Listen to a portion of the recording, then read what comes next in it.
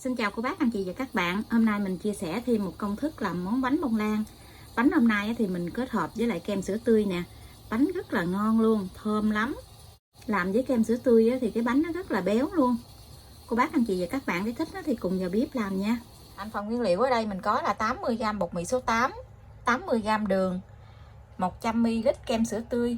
Kem sữa tươi thì mình chọn loại kem này. 3 cái trứng gà, 20g dầu ăn, một tí xíu vani để cho cái bánh của mình nó được thơm. Nguyên liệu thì mình sẽ để bên dưới video trong phần mô tả để cho cô bác anh chị dễ tham khảo nha. Mình tách 3 cái trứng gà, mình tách lòng trắng với lòng đỏ ra riêng. Cho 20ml dầu ăn vào trong trứng nè. Kem sữa tươi mình cho vô luôn. Cho thêm một chút vani để cho cái bánh của mình nó thơm á. Nếu như cô bác không có thích cái hương vani thì mình khỏi cho cũng được.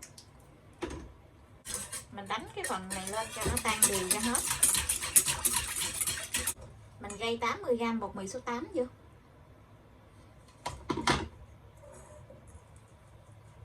Mình gây qua cái gây gì đó để cho cái bột của mình nó không có bị gión cục á. Trộn cho đều lại để không còn thấy cái bột khô nữa là được.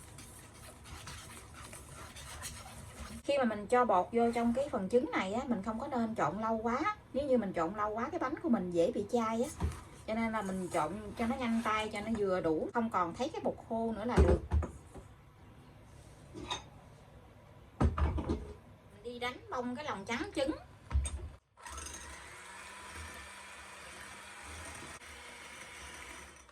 Mình đánh khi mình thấy cái bọt trứng nó lên bọt lớn á, thì mình cho đường từ từ vô. Phần đường này mình chia ra nhiều lần để mình cho vô đánh nha. Cái máy của mình nó có 6 số thì mình đánh ở số 4.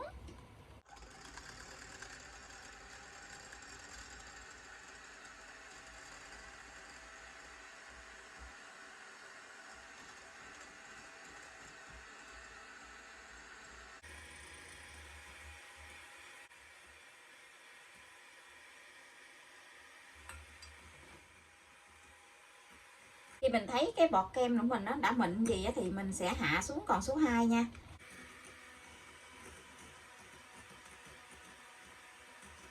Khi mình đánh cái trứng này khi mình dở cái que đánh trứng lên nó có cái chớp câu nhỏ gì là được nha. Chớp câu mềm nhỏ gì. Như vậy là mình ngưng được rồi.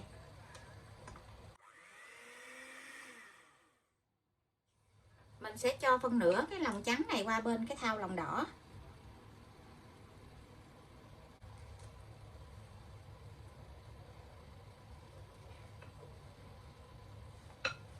Mình lấy cái phới đó, mình trộn phân nửa cái này trước để cho nó đều. Sau đó thì mình sẽ đổ ngược qua bên cái thau lòng trắng lại.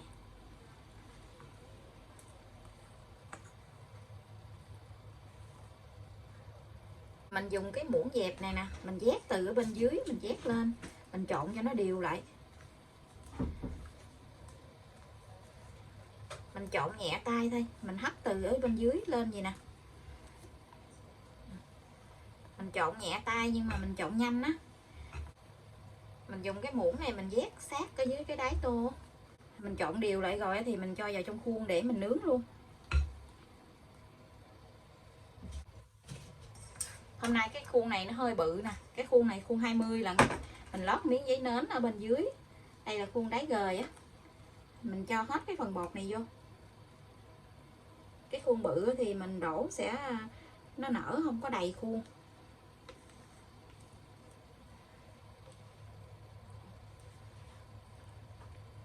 Cái công thức này thì cô bác làm cái khuôn 18 là vừa. Mình cho bột vào trong khuôn rồi thì mình sẽ lấy chiếc đũa nhọn á, hoặc là cái tăm tre đó, mình đi cái đường xoắn ốc vào trong cái bánh gì nè để cho cái bánh nó vàng đều ra.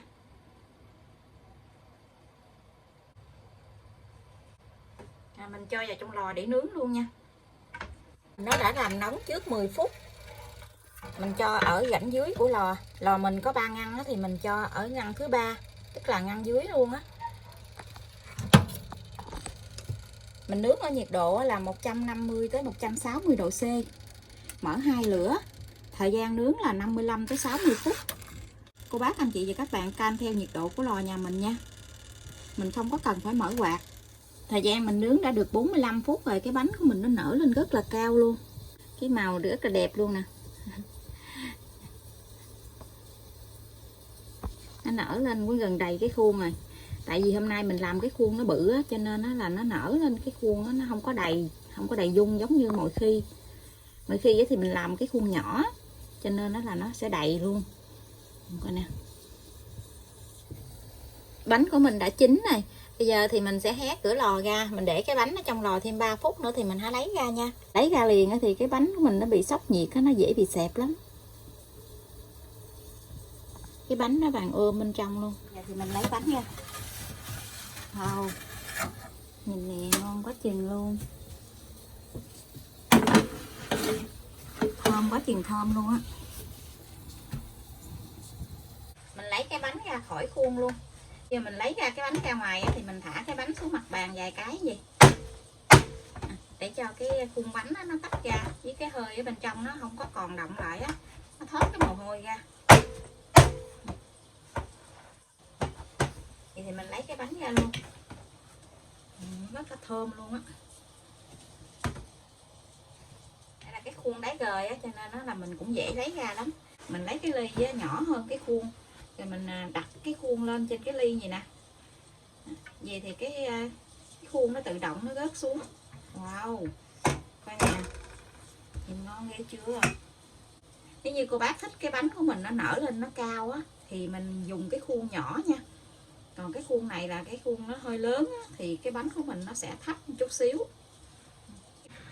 Mình sẽ đi cắt cái bánh ra. Nhìn ngon quá chừng luôn á. Coi nè.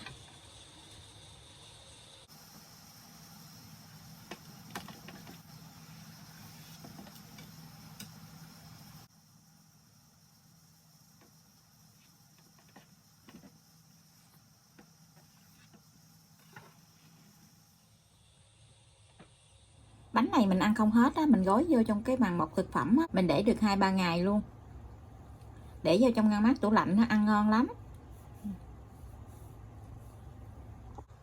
Cái bánh bên trong nó rất là xốp luôn rồi nè. Mà cái bánh nó nhẹ tân à.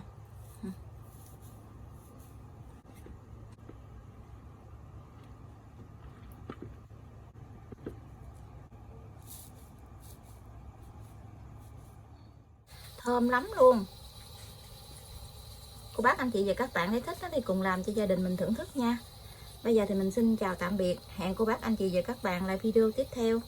Cảm ơn cô bác anh chị và các bạn đã xem video của mình. Xin chào và hẹn gặp lại.